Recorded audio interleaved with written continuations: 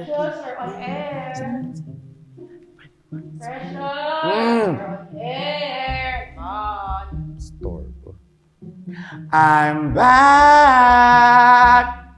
Let's start muna with our very inspirational words for today. Ang sabi nga ng napakasikat na Korean philosophers, 21. Paka-inspiring, no? At kung sa show, ikaw ay nagapak, don't worry, dito, ikaw ay back to back! This is your Inspector, Precious Paula Nicole, and welcome to Inspection.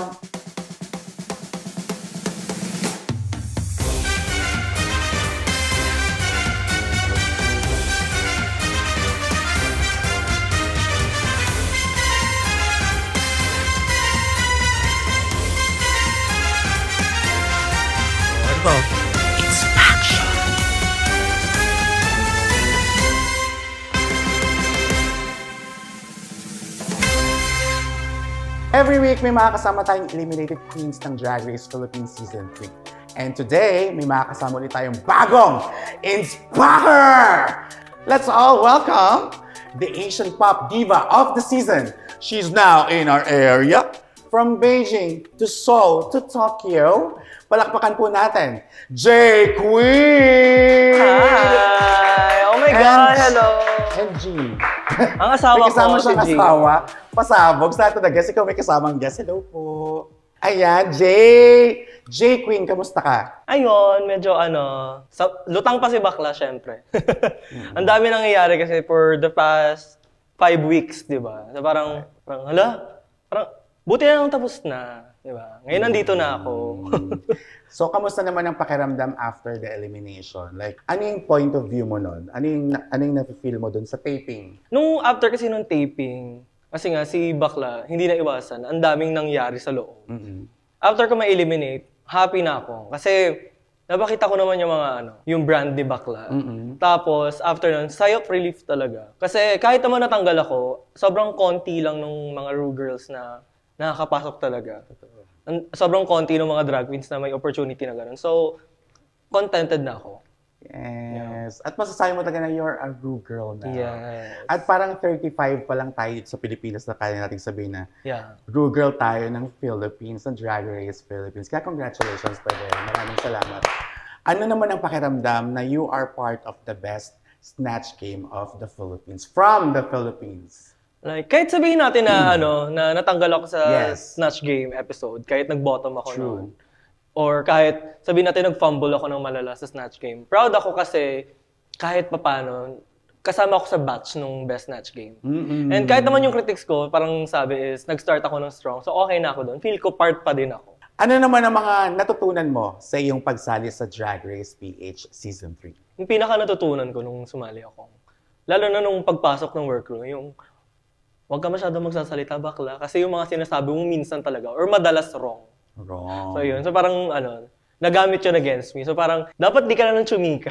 Careful. Careful. Oo. Kasi wala talagang preno si bakla. Lalo na pag na-overstimulate ako, tuloy-tuloy talaga.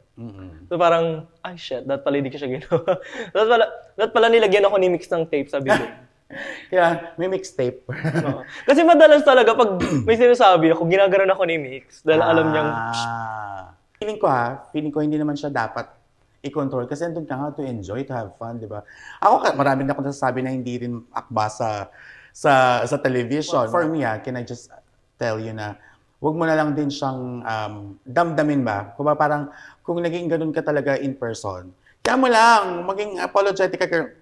Hindi naman to scripted, di ba? Kumbaga parang wala naman binigay na rule na, bawal ganito, bawal ganyan. It's just that, yun nga, may nangyari na talaga na hindi natin control. Yeah. Pero yung pagpapakatotoo, feeling ko dapat isa yun sa mga dapat mong i-maintain sa'yo. Kung may gusto ka sabihin mo. Pero ngayon, mas extra careful ka na lang. Yeah, extra careful. Baka may sobrang extra careful, di ka nagsalita. No comment. Ano, may interpreter na ako, pero Tagalog din, ganun. Alam namin ang branding mo na K-pop, di ba? Korean. Pero sino ba talaga si J. Queen as a drag queen? Nung una kasi talaga, yung parang tulad ako ng mga baby drag queens na nangangapapa kung ano yung gusto ko. Pero nung naisip ko talaga na mahilig ako mag-cosplay, mahilig ako sa K-pop, nung mga banda 2018, doon ko na na-decide na gamitin na natin yung favorites natin in life into drag. Correct. Para mas genuine din yung drag ko to me. Tsaka para mas mabilis mag-aral ng kanta kasi alam mong dito yung favorite mo, di ba? Kasi naalala ko nag-Adele ka, tapos yung Dear Future Megan Trainor, nakikita kita ka rin, Taylor Swift. Oo, nung medyo pumayat ako. Tsaka sobrang wise din actually kahit sa O-Bar, umingay yun na, tinan mo si J. Queen, ang ganda ng branding niya kasi siya lang yung merong Korean style dito sa Philippines at yun yung nag-stand out sa'yo. Yeah. Di ba? Gaano mo katagal inaaral yung bawat song? Ang pagkalabas pa lang, pag music video pa lang, ini-slow ko na yung mga chorus. Tapos tinatry ko ng aralin in slow mo. Tapos pag lumabas na yung mga dance practice nila a week later, inaaral ko siya ng magdamag. May live performance agad sila, kinabukasan after ng music video, inaaral ko na rin agad yung sa live stage nila. Grabe yung effort mo. Depends siya kung 2 days or 1 week ko inaaral. Tsaka FYI hindi ganun kadali mag-aral ng kanta talaga, lalo kapag feeling mo, hindi siya pasok sa personality mo. Gusto ko muna malaman, bakit ka nagpalit from Jonah Queen to J. Queen? Before going into Drag Race, alam ko yung bet ko after. Like gusto ko, bukod sa drag, bet ko mag-double into more out-of-drag stuff. Gusto ko rin mag-cosplay ng mga panglalaki, make music out of drag. So, gumawa ako ng way para yung drag name ko is pwede pa rin out of drag. So, parang very androgynous. Very feminine. Okay. And speaking of song, ang ganda ng song ni J. Queen. Oh my God. Minessage ko siya mismo nun. Pasabog. I love it. And congratulations. Salamat. Promote natin yan dito. Salamat. So, J. Queen, you are known as a wig mistress. Paano mo siya natutunan? May nagturo ba sa'yo? Or kusa mo lang siyang na-discover? Nung maaga akong nag-wig-wig, nung mga cosplay pa lang nung bata pa. Tapos, nanonood lang ako online kung paano gumawa ng mga cosplay wigs ng mga anime character na wigs. So cosplay yung inaral mo, hindi drag? Hindi drag. Tapos nung nauso na yung mga big hair dito, sabi ko, pwede ko na may apply. Tapos ginagaya ko na lang yung form ng pang-drag. Nagro-root lahat ng kaya kong gawin into cosplay. Doon ang galing lahat. Thank you naman sa cosplay. Pero sino-sino na ba ang mga nagawan mo ng hair? Bukod sa akin. Yeah. Precious Paula Nicole, sila Marina Summers, Evil Queen, sila Turing nagawan ko din. Si Prince Marel. Tapos... Season 1 lahat. Oo, mostly so, season 1. So, nung season 1 nakagawa may mga hair ka nun? Nung season 1, lahat ng queens may buhok ko. Pasaba, meron makabuk sa'yo nun? Wala ako. Hiniram mo kay Iba, yung pink. Sa'yo ba yun? Oo, tsaka yung Sissy That Walk na black and white. Ako yun. Sa'yo yun? Oo. Pero speaking of pink styling, yung pinaka-controversial kasi now na drag race girl na ako. Yung pinaka-sikat ko kasing client, si Manila Luzon. Staff ako ng drag din. Oh! So, nag-work ako sa... So, season 1 and season 2? Oo. Ikaw nagbubook kay Manila. Wow! Hey, Manila! So, na-experience ko yung dalawang show. As a prod and as a contestant. Sabog nga pala si J. Queen. Kwento mo naman ulit ang iyong Asian heritage. Medyo magulo siya, actually. Kasalanan to ng lolo ko. Lolo? Dito. Kasi yung papa ko is part Japanese. Japanese. Pero late namin siya. Wait lang, lolo mo is Japanese? Yung papa ko. Papa mo? Pero yung lolo ko Pinoy. So basically, nagkaroon siya ng... Asawa na Japanese? Jowa lang. Kasi anak sa labas yung papa ko. Pero yung asawa ng lolo ko, galing sa Chinese background. So, Japanese and Chinese, parang mix kayo. Basically, adopted kami ng papa ko sa Chinese culture family. Oh. So, magulo siya. Kaya nga, oo nga, hirap nun. Pero nahirapan ka bang mag-cope up sa mga nangyayari habang lumalaki ka? Nung nalaman kong part ni Honggo ko, ang na yon, pa-high school na ako. Tapos parang sinabi lang sa akin ng lolo ko, kasi nagkakasakit na siya. Tapos parang ayaw niya mawala nang hindi ko nalalaman yung background. Kasi hindi ko talaga kilala kung sino yung totoo kong lola. Lumaki ako na kasama yung stepmom ng papa ko, which is yung kinalakihan kong lola. Lumaki ka kasama yung stepmom ng papa ko. So parang yun yung lola na tumulong. Oo, siya yung naging lola figure ko. Yung half Chinese. So parang lumaki ako mostly in Chinese culture. Like, nagsisimula lagi yung taon namin February dahil sa Lunar New Year. Yes. Tapos lahat ng mga kailangan sundan, lalo na pag August ghost month. Kaya lagi akong takot pag August. Tapos medyo na-manifest nga kasi takot ako netong paparating August bago mag-air yung Drag Race. Sabi ko, shit, na-manifest. Ghost month. Kakaibang ghost yung pumunta sa akin, nakakaloko. May ghost na yan. Papahuli natin sa mga Ghostbusters. Bago ko pa nalaman na may lahi akong Hapon, mahilig na talaga ako sa Japanese culture. Talaga? So parang sabi ko, siguro kaya nag-gravitate ako sa ganito. Kami ng mga ate ko, mahilig kami May sa lukso ng dugo. Oo, parang gano'n.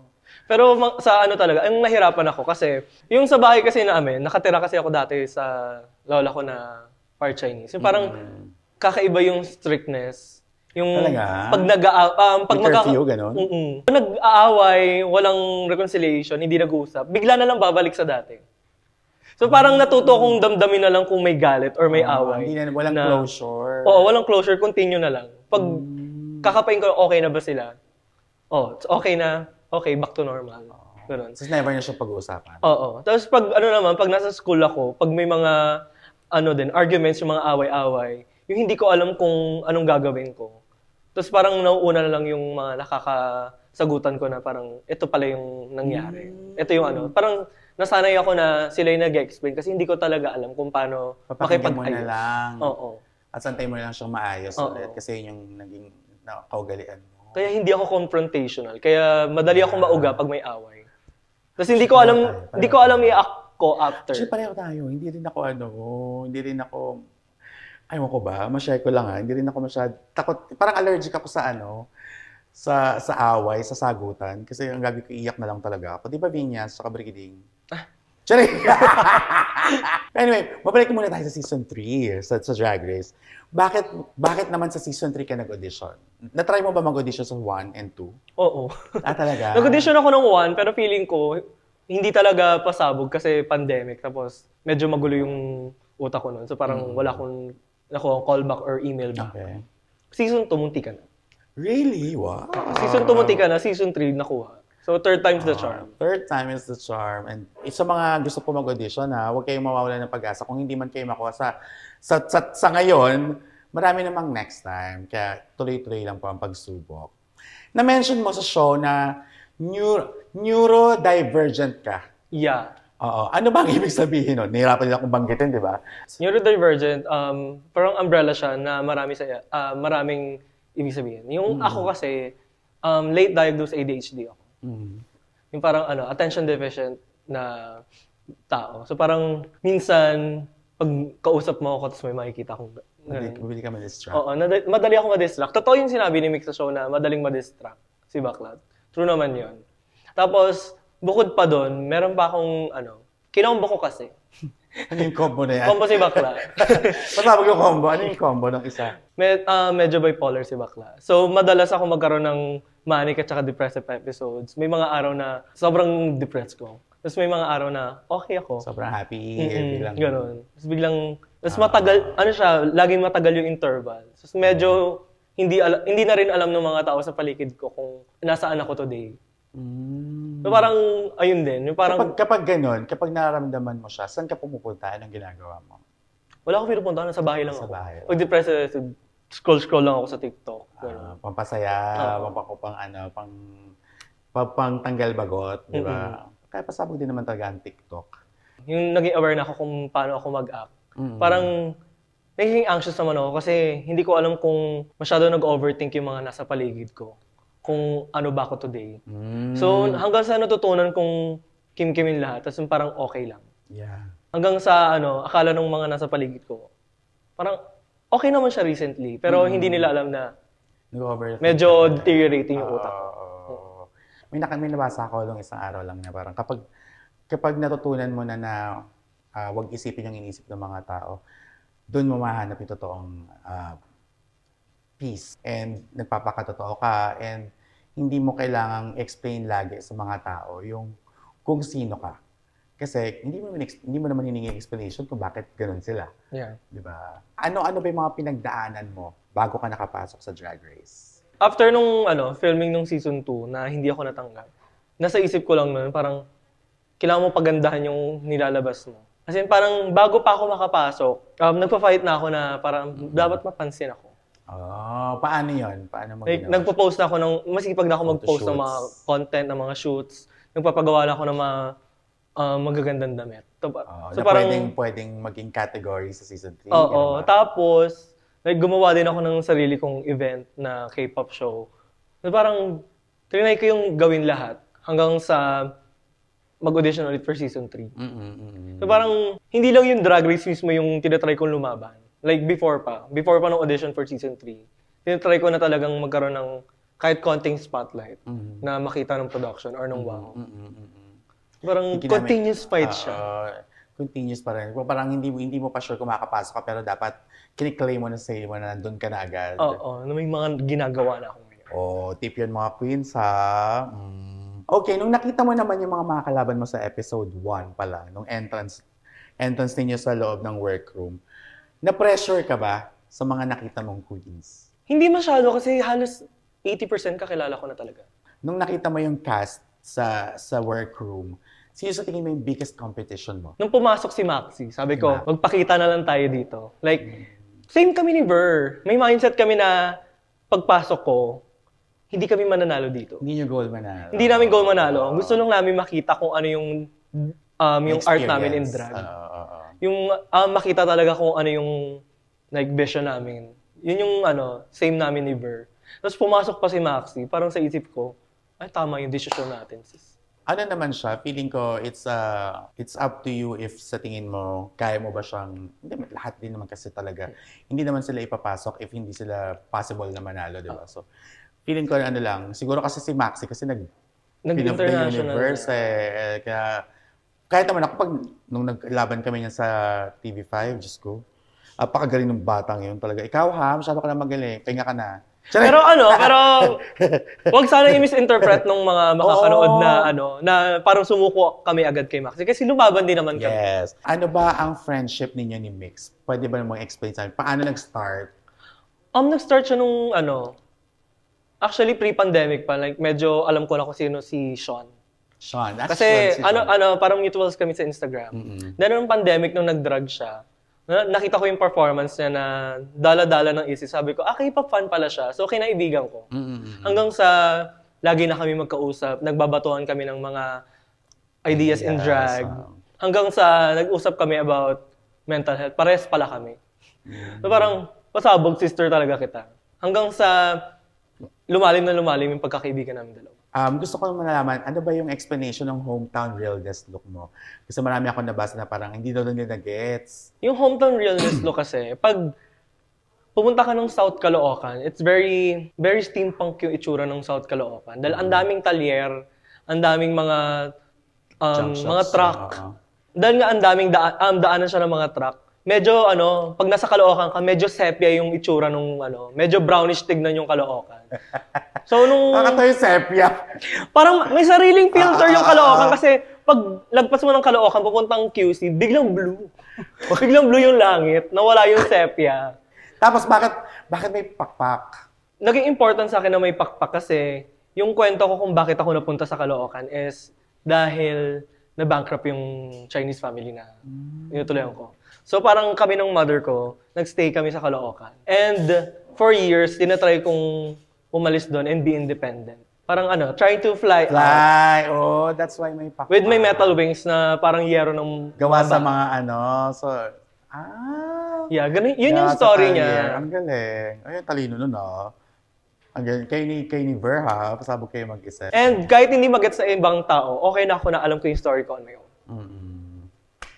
Very good, ang galing. May nasabi ka ba na pinagsisihan mo sa loob? At kung gusto mong explain yung mga sinabi mo at mga nasabi mo, ano yun?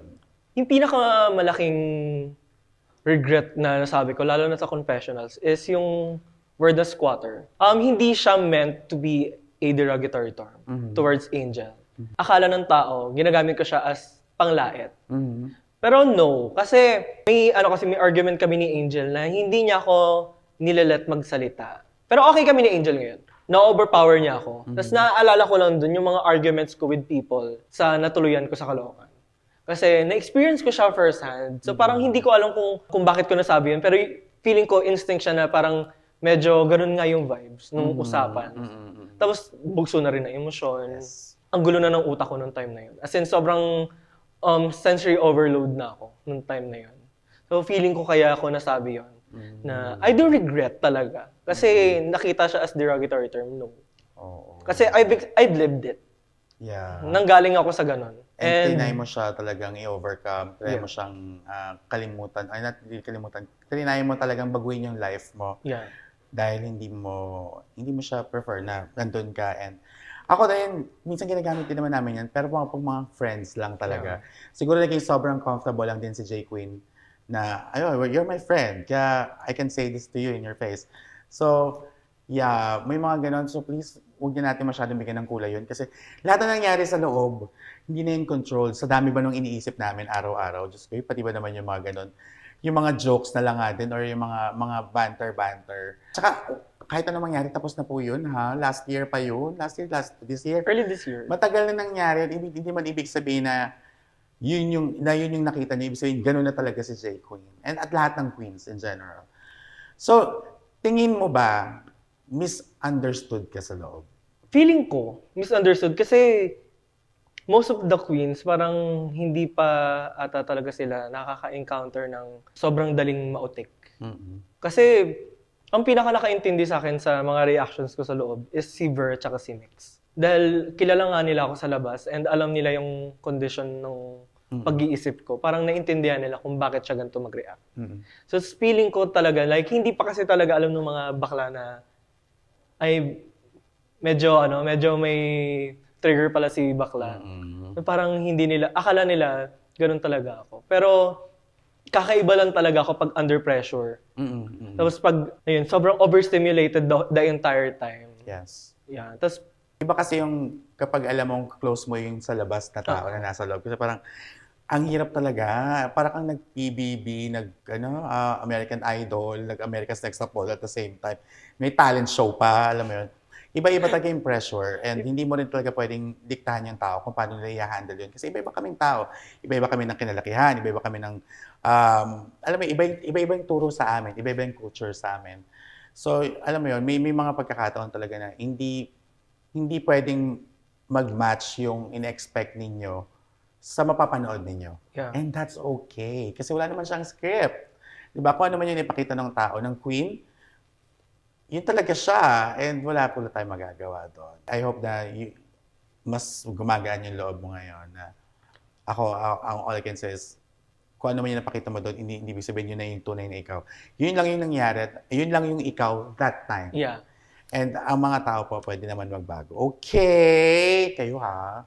Glimpse lang siya ng buhay natin. True. And kapag na-experience niya sa kanya, masasabi, ay, oo nga, no? Diyos ko, isa na yan si Kiana at si Angel. So, ang gusto kong malaman, gusto rin nilang malaman ng ating mga Inspactners, kamusta na kayo ni Kiana at ni Angel? Lagi kami nagkikita ni Kiana sa Bekenemen. Okay kami. Ano lang talaga yun, parang nagkakapaan pa yung personalities. Kasi si Kiana yung pinaka-foreign sa aming lahat. Kasi from CDO siya. Tapos, ang nakatrabaho niya palang ata nun si Mix. So, Yes. parang Sa viewing parties. lahat kami. Dahil kay Hana Beshi, sa viewing parties. So, Pero parang, okay na kayo? Okay na kayo? kami. Nagkasama kami before yung airing. Pag mga lumalabas yung mga bakla. Tapos ngayon lagi kami magkasama sa viewing parties. Sa Bekenman. Hi, Bekenman! So, kamusta ba kayo ni Angel? Si Angel, okay kami ni Angel. Nag-spicy kayo last episode. Diba? Napakapi pa ako. Nakakaloka. Kamusta kayo? Kahit ako, naloko ako nung nakita na namin. Parang, okay kami ni Angel. Nag-uusap kami, nagkakamustahan kami. Tapos, lagi akong pinagtatanggol nila Angel. Totoo. Tsaka ni Max. Ni Maxi. Kasi alam naman namin lahat na hindi lahat ng nasabi na lahat ng nasabi namin sa show, hindi siya intentional. Dala lang talaga siya ng pressure. And lahat kami nagkakaintindihan ng gano'n. Like, pag may maririnig kaming shade sa confessional, hindi siya intentionally to hurt. It's just the pressure. Totoo. Parang- Tsaka may mga questions na kailangan mong sagutin. Yeah. And yun yung sagot nila that time. Okay, speaking of queens naman, sa ngayon ba, sino naman ang mga nakaklose mo talaga na season 3 queens? Within the competition itself, si Yudi Pota. Si Yudi. Si Yodi. As in, while filming, kasi sobrang tahimik ni Bakla. Tapos parang, kasi isa din ako sa mga nag-underestimate sa kanya na episode 1. Tapos after nung episode 1, lagi ko na siyang kinakausap. Like, gusto ko siyang kilalanin. Kasi sobrang mysterious ni Bakla. Tapos nung nakilala ko na siya, medyo ano din pala si Bakla, medyo may pitik din. Sabi ko, pasabog, friend na kita. So after namin mag-film, magkasama kaming nanood ng finale ng Drag Den. Lumalabas kami, umiinom kami bago siya umuwi ng Bacolod. Nung nasa Bacolod na siya, everyday kami magkausap. Naging ka-close ko talaga siya. Mas nagkaroon ako ng bond with Tita Baby. Kasi si Bading very petulant, very parang bata na naligaw sa workroom. Si Tita Baby yung naging mother figure ko sa loob. Mukha kasi talaga mother si Tita Baby. Lalo na pag nasa workroom, pag mga table talks. Like, So, talaga siya yung yun. umaawat. Kasi nakikita niya sa mukha ko na parang hindi ko na kaya. So parang naging mother figure ko talaga siya sa loob. Hanggang sa paglabas, lagi kami magkausap. Pag medyo I'm in the dark side ng utak ko, kausap ko si Tita Baby. Kasi life advisor si Bakla. Hi, Tita Baby. Balik tayo kay Yudi. Gusto ko malaman naman, ano ba yung point of view mo nung nag-walk out si Yudi? Kasi kami nakita namin from screen lang eh. Nakita ko si Yudi na... Tumalikod siya, di ba? Oo. So, wala yun tumalikod sa siya. camera, eh. Tumalikod siya. Pero yung nakita kong pagtalikod niya, yung papunta na siya sa dulo. Akala ko eksena lang siya doon. May kukunin. Oo, may kukunin. Tapos maya-maya, tinuloy ko yung lip sync. Maya-maya, pag-ikot ko ulit, ay, ba't mag-isa? Tapos ang nakakaloka pa na ito, hindi ko alam kung naalala ni Yudi to. Bago kami lumabas sa stage, sabi ko, parang ayoko na mag-lip sync. Gusto ko na umuwi. Sabi niya, ako din, walk out na lang tayo. Pucha, baka nagsabay pa kayo.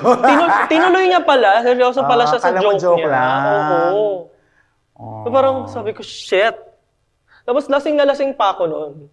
Ano naman sa tingin mo ang pinaka-best mong naipakita at naiiwan ni J. Queen sa DRPH history? Para sa akin talaga yung extreme na Asian branding. Kasi sa past 3 seasons, ako yung pumasok na si Bakla ang kulit talaga. Kailangan yung branding yung dalhin mo. Bawat runway mo dapat, it's either anime or cultural na damit or Cosplay. Or yung mga Japanese na street fashion. Yun talaga yung gusto kong dalhin lahat. Feeling ko yun yung pinaka-naambag ko was the very strong branding. Yes. The J. Queen realness. Matabil na bunga nga ni Bakla. Ambag na rin yun. Limang weeks pinag-usapan yung mga episode sa mga pinagsasabi ko. Diyos ko. Totoo naman yun. And girl, yun talaga dapat. Dapat meron kang ganun personality. Kamustahin ko naman, kamusta ang iyong love life? Wala. Ikaw ba ay wala ba nang papatibok ng puso Wala. kay J. Queen? Ay, Wala talaga. ano ka ba ito, jowa mo? Bodyguard ko yan. Okay. Pogi na, no? Huwag muna tayo sa love life. Kamusta naman ang family mo? Family life? Yung family life ko, like, yung pinaka-connection ko lang ngayon is my mom. Asan si mommy? Nandun pa rin siya sa Caloocan. Kasama yung mga tita ko. Pero ang pag-usapang family, yung pinaka-focus ko is yung drag family ko. Yung selected family ko. Okay, so yung gusto mong pag-usapan is drag family. Okay, doon mapunta tayo. Yung mga daughters ko, piling-pili ko sila kasi inalam ko talaga kung K-pop fan sila or anime fan. Oh, so requirement. Requirement siya. Oh. So yung pinaka gusto kong i-promote na drag daughter ko is si Elisa kasi siya yung pinaka-pulido sa kanila. Elisa? Si Elisa. Hi, Elisa. So parang siya din yung first drag daughter. Oh. Ako kasi pag pumipili ako ng drag daughter, gusto ko probinsyana din. Gusto ko galing din sa probinsya. Kapag may nag-apply sa akin, pwede ba maging drag daughter? Taga saan ka muna? Taga Makati. Ay, hindi ka taga probinsya. Okay, hindi yun hindi siya para mang-insulto. Pero for me kasi, parang mas makakasundo kapag pareho kami ng kinalakihan. So, hi sa mga aking drag daughters, sa mga futures, drag daughters. Okay, meron ka bang mensahe naman sa mga taong hindi masyadong naibigan ng iyong takbo sa loob ng Drag Race? Anong pwede mong iwang mensahe sa kanila? Ano talaga siya? Televised downward spiral ni J. Queen.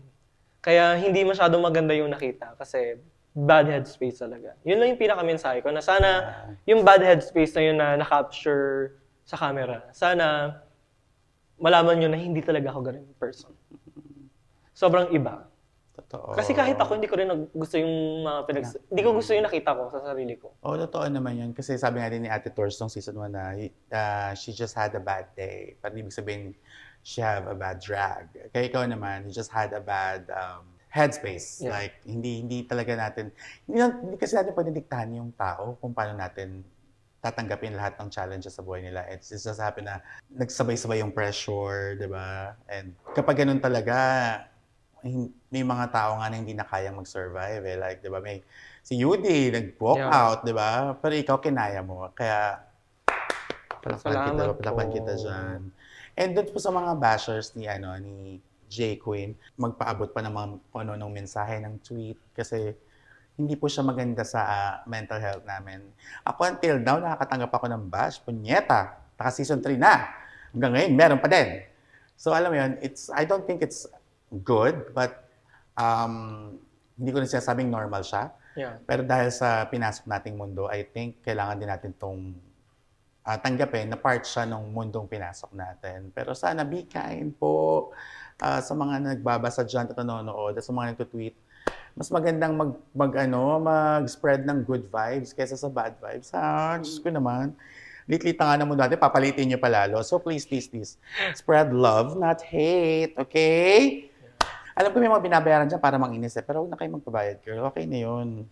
Diyos ko naman. Okay, Jay, kung isang tanong pa. Kung magkaka-all-stars ba, sasali ka ba? Oo. Yes. Pero kailangan pagsali ko, medicated si bakla. Yes. Para wala nang utik-utik. Kasi, aminado naman ako na the brand is there, pero hindi pa siya sobrang 100% refined. Dahil nga meron pang Hindi pa siya fully realized. Oo, dahil nga sa budget restrictions. Gusto kong pumasok na parang in a good headspace. Na yung alam kong kaya ko na. Yes. At saka yung alam kong gusto kong manalo. Yun yung goal ko sa All-Stars. Yung hindi lang talaga ako nandun para lang ipakita yung brand ko. Andun ako para sa crown. Para manalo na. Para manalo. Ako magkalaban pa kayo ni verse 6, the GOAT. And I can't wait. Well, okay naman, J. Queen. Balita ko may nilabas kang music at napakinggan ko, apakaganda. Ano pang next for you? In the arts, kasi nga, very, nagmi-meet yung cosplay at saka drag kasi sa akin. Yes. Sa art ko. Gusto kong mag-push in further sa cosplay. Yung very pulido na high budget, tulad nila Alodia, nila Myrtle, nila Prince de Guzman. Like, gusto kong umabot sa ganung level ng cosplays. Kasi syempre, like, ando na tayo, ando na yung brand mo. I-take mo pa further. Correct. Tsaka bihira, di ba? Hindi pa kayo ganun karami. So, I think, ikaw na magsimula niyan para ikaw ang unang-unang drag queen na fully realized na cosplayer / drag artist / Ru girl. Bilang isang visual queen, pinag-usapan ng lahat ang iyong runways at looks. Kaya naman, J. Queen, oras na para inspectionin ko ang iyong maleta. Ready ka na ba? Ready na. Kaya naman, kung ready ka na,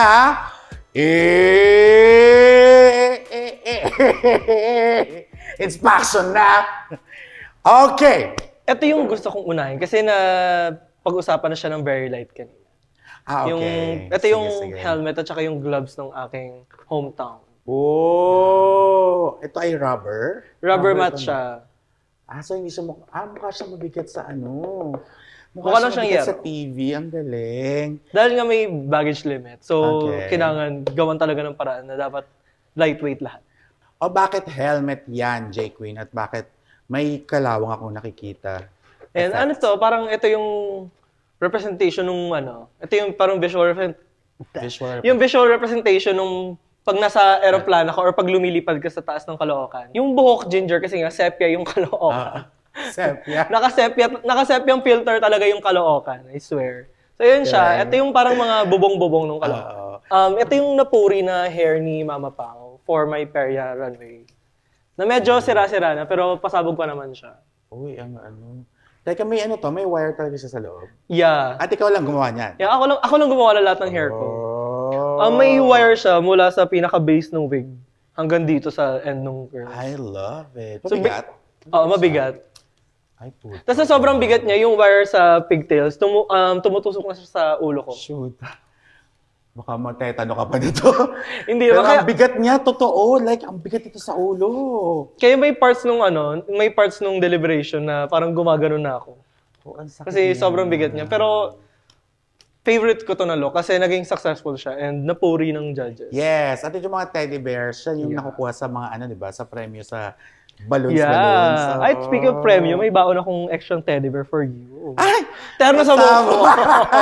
Thank you naman. Extra teddy bear, yes. Oy, ang cute. Nag-match siya. Di, pwede dito plugin mo sa puso ko. Ayan. Ayan, para match na tayo. Ang cute. Thank you. Hindi to yung original plan for my runway. Kasi yung original pair is very more on Pinoy reference talaga. Na medyo ligaw siya sa brand ko. So yung last minute na nagawa, mas naging successful. Tapos napuli pa yun. Wala bang perya sa Korea? Hindi ko rin sure. Latte World. Tanong nga tayo. Mag-ano nga tayo. Wala bang perya sa Korea? Comment down below. Pero yeah, this is so cute. At alam nyo, sobrang bigat niya talaga. Sobrang bigat niya. Imagine kung ilang oras niya suot. Tapos mas mabigat yung palda kasi puro teddy bear na yun eh. Pucha. Ganun po ha. Hindi pa madali yung ginagawa namin. Para... So buti na Gigil eh. Alam nyo, try nyo kaya. So buti hindi ako nag-lip sync nung episode na yun kasi ang bigat ng buong outfit. Oo, ang hirap i-perform. Ako, I love this. Sobrang gustong-gusto rin to ni Mama Jiggly. I love it. At siya lang ang gumawa. Yun yung nakakasuwa doon. Okay, third item. Ito yung lagi kong dalang bag sa workroom na stuffed toy. Okay. Pero dinala ko siya hindi dahil para gawing bag sa workroom kasi nga mahilig ako sa stuffed toys. Okay. So alam ko na pagpasok ng hotel, kailangan may mga dala akong stuffed toy. Para ma-feel Para home ka, no? Yung comfort ng mga stuffed toy, Yes, ma-feel ko. Kaso lang yung baggage restriction nga. Yung dinala ko, yung pwede ko gawing bag at saka stuffed toy. Oo. Uy, nalala ko nung episode ko. Meron akong teddy bear. Na Kulay bag. pink. Pero tuwing nagbe-breakdown ako sa hotel, ito yung inaakap ko talaga. So ito yung naging sense of comfort ko sa loob. Oo. Tapos dala-dala ko pa siya pag stress ako sa workroom. Fourth item. Ay, malaki-laki to. Ano Ito to? yung pinaka-last na gusto ko i-share is yung elimination outfit ko. Oh, yeah. Yeah, the Chinese Hanfu. Parang Crouching Tiger, Hidden Dragon. Yeah. Mga lumiliwas, shhh. Crouching Tiger yung naging inspo. Ganun sila na, di ba? Yung pinaka naisip ko nung nabasa ko yung sa papel na may wind runway. Sabi ko, gusto ko yung mahilig ako sa mga kung fu movies. Lalo na yung mga traditional na itsura ng mga movie. Sabi ko, gusto ko yung eksena na parang umiikot-ikot sa wind. True. Na habang naka-handful. Nag-gets kayong mo. Nag-gets din naman nila Jiggly. Oo, no? Buti naman. Nakaisip ako ng on-brand pa din. Oo nga. Parang sa isip ko talaga, kailangan yung yung mga pang-Crouching Tiger. Oo. Or yung mga pang-Kung Fu movie na warrior. So, imagine mo kung naka-harness ka niya, no? Tapos blinow siya ng wind. Ay, sabog. Tapos meron kang sword. Ganyan. Nung nabuo na yung package ko, sabi ko, ito yung pinaka-excited ako dumating kasi ito yung gusto kong vibe. Like, pag kung gagawa pa ako ng more traditional looks, gusto ko yung mas pasabog pa na handful. True. Tapos sobrang gaan niya din. Okay, J. Queen, salamat sa pagpapa-inspac. Kaya naman, ikaw ay clear.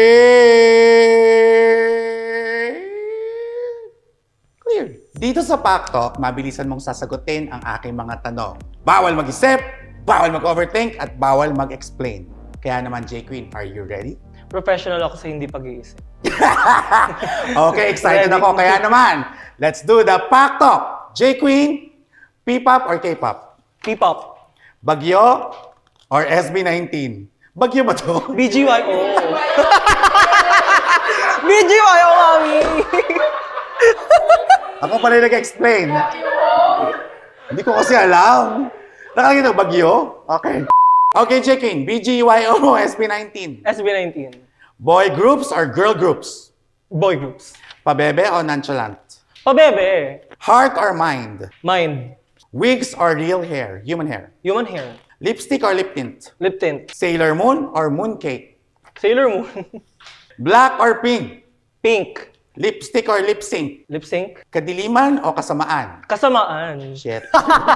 Lights on or lights off? Lights on. Sabog. Kimchi or kimchu? Kimchu. Hotdog or sausage? Sausage now on Spotify.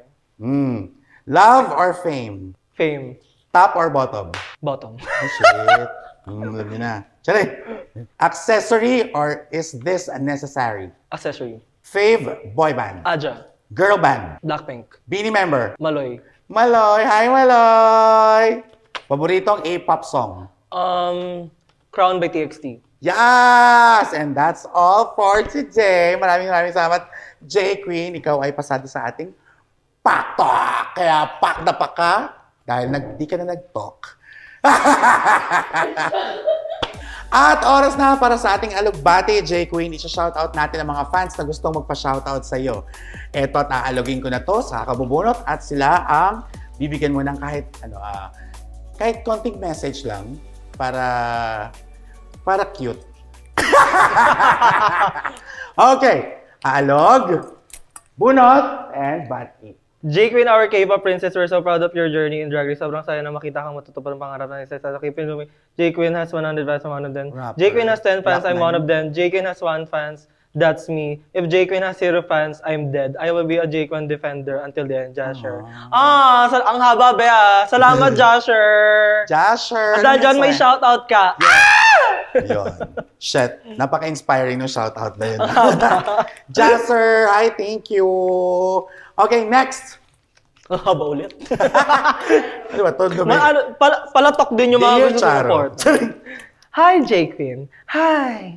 Sad to not see you again in the next episode, but I'm super glad to see you artistry flourish in your future. Maikli man yung run mo sa show ay grabing impact talagang naiwan mo. Without you, Season 3 will never be the same. Thank you for inspiring people like me to live out our dreams, and sana you continue to do what you love. You always have our support, whatever you want. Papas forward na lang yung binabasa ko, ha? That's fine. You wanna do after the show. Hopefully soon we get to meet na lagi nag-hallback circumstances meeting natin. But anyway, Simon. Simon? Si Simon Bito. Kilala ko to. Ito yung nagpa-park bomb. Oh, ano rin siya? Cosplayer din? Parang K-pop fan na gusto mag-drag. Ano ang mensahe mo sa kanya? Park bomb yun. Hi, Simon. Ganun pala, no? Kapag Korean parang, ganun lang. Okay, sige. Okay, next. Ay, mahaba din. Ay, nakasunod pa sa Korean, ha? May naka-Korean pa, pasensya na, hindi ako I love it. Yan, Korean lyrics. Yun nakalagay sa entrance ko, Korean lyrics. Tayo na lang mag-banding, tapos... Ay! Tayo na lang mag-banding! Tapos di natin sila batew. Lahat. Please know that we appreciate you and your craft, Jella. Thank you, Jella. Gusto ko yung banding na yan. Ano na, saan ka, Jella? Banding! Banding! Yes, thank you, J Queen. And ito, ibibigay pa namin sa ito para basahin mo kapag uwi mo or kung gusto mong basahin online habang naka-IG live. Kasi I believe magaganda yung mensahe na nandito. Speaking of alugbati and shoutout, meron namang gustong magpa-alugbati at shoutout sa'yo. Sila naman ang may sasabihin sa'yo na feeling ko naman sana hopefully magustuhan mo. Kinakabahan ako dyan. Are you ready? Ready naman. Okay. Hi, J Queen. This is your daughter, Lisa. Si Lisa. Wala akong masabi except for I'm so proud of you. I'm so proud of your run sa Drag Race Philippines Season 3. Fuck, you're a real girl na. So, ayun. And I might not say this often, pero I am super, super proud to be your drag daughter. Aww. I love you so much. Love you to I'm super grateful sa lahat ng ginawa mo for me. And I hope one day na I will return the favor and make you proud as well. And yeah. And if still to this day you're still thinking na you're a disappointment to us, please erase that thought because you were never a disappointment to us. Aww. Proud na proud kami sa'yo. The whole Queen Dynasty is super, super proud of you. And I hope na you stay humble, you stay kind, and you stay pretty always. Sana makuha ko yung mukha mo. Sana pretty din ako. Joke lang. Kuha niya naman pag naka-makeup. Yeah. Super proud ako kasi I have a mother like you na super supportive sa akin sa lahat ng mga ginagawa ko. And ayun lang. I super, super duper love you. And I hope na, alam mo na, ako naman, I will avenge you. Wow. Love you, J Queen. What's up, Mother? It's your Ay, middle paminta child, naman ngayon. Irina. And as you can see sa background, nasa basement ako kasi po, kakatapos lang po ng gig ko and maingay po sa taas. Pero ayun po, I just wanna let you know, Mother, that I'm so proud of you and I'm really happy on your whole run sa Drag Race. Happy umiyak ang elimination. The brand of Teen Dynasty. And ayun, ang hindi lang ako natutuwa ay sa edit. Ba't ganun yung edit, di ba? Pero, ayun po, I'm so proud of you. And, ayun, sabi nga natin, di ba, hindi naman sa Drag Race hihinto ang lahat. Kasi you have so many plans that you've been telling us. And we can't wait for those plans to happen. We're so proud of you. And, yun, Mother, I miss you. I really miss you, like, hard miss. Kasi hindi na tayo nakapag-bandi masyado kasi masyado ko ng busy. Pero yun po. See you soon and I love you po. Mwah! Aww. Hi, J Queen. First of all, ang ganda ko. So, tonight, andito ako sa preview ball. So, second of all, ang ganda ko ulit. And third of all, congratulations. I'm so very proud of you. Aww. So, as a Drag Race Philippines Season 4 winner, congratulations. And thank you so. Thank you so. Hello, what's up? It's your mother cracker, Andy Cracker. Ayan. Kailangan ko mag-message. Tsaka, ayan.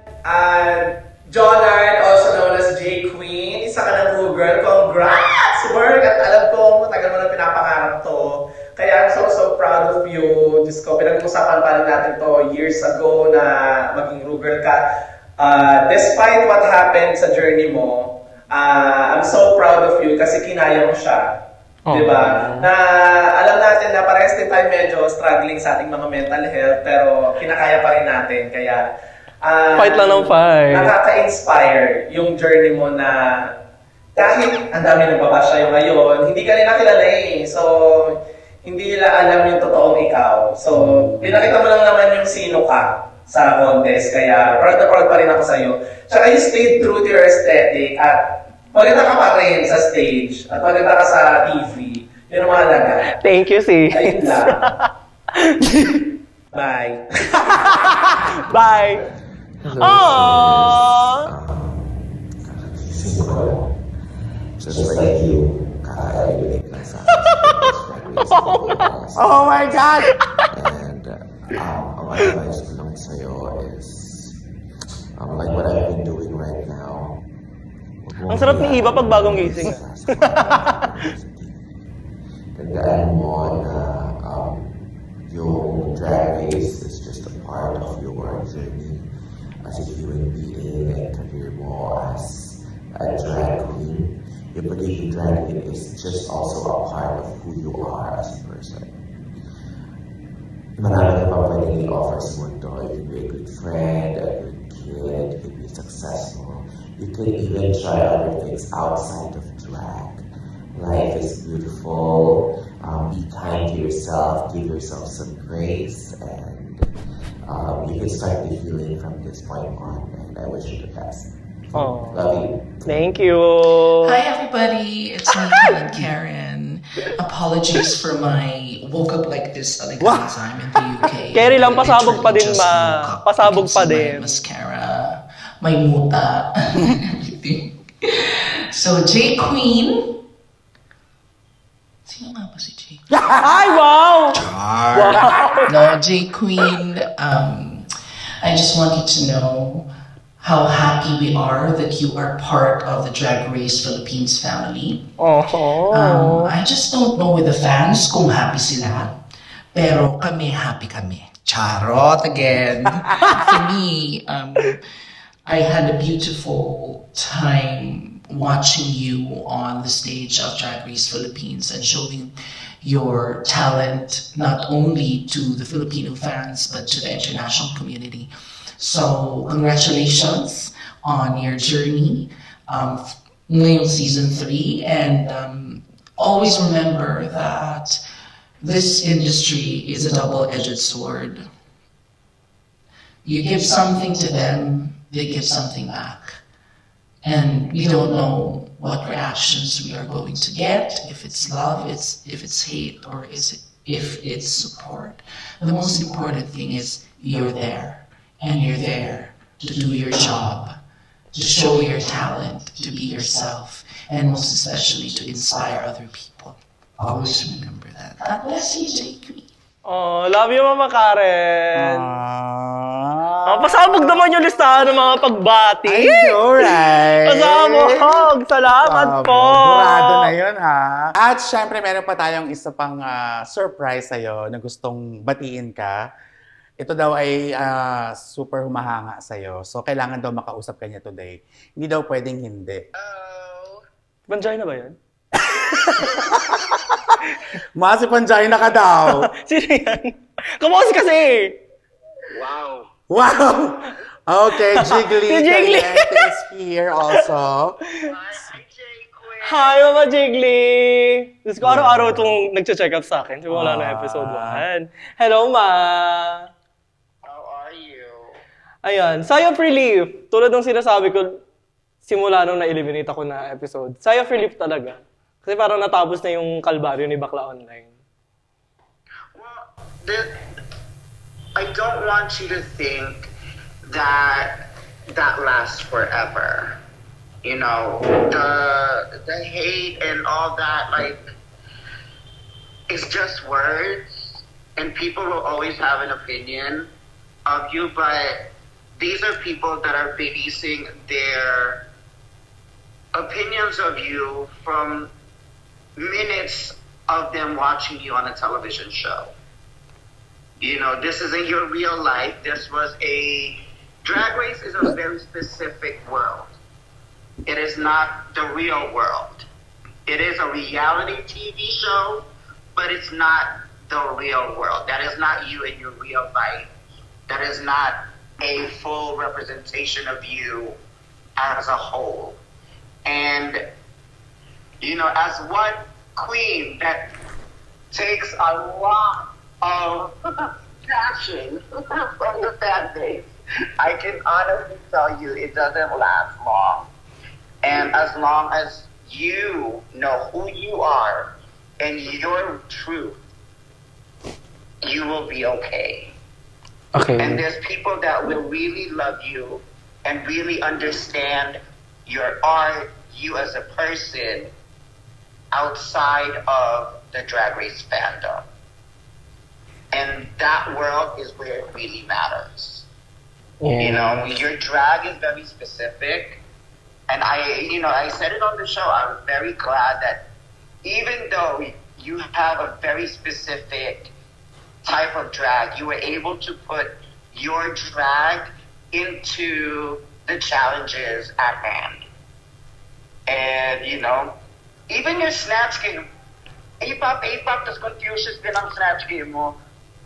I was just like, how does somebody connect so much of their art to a competition? And it was, you know, it may have not been super successful, but it was there.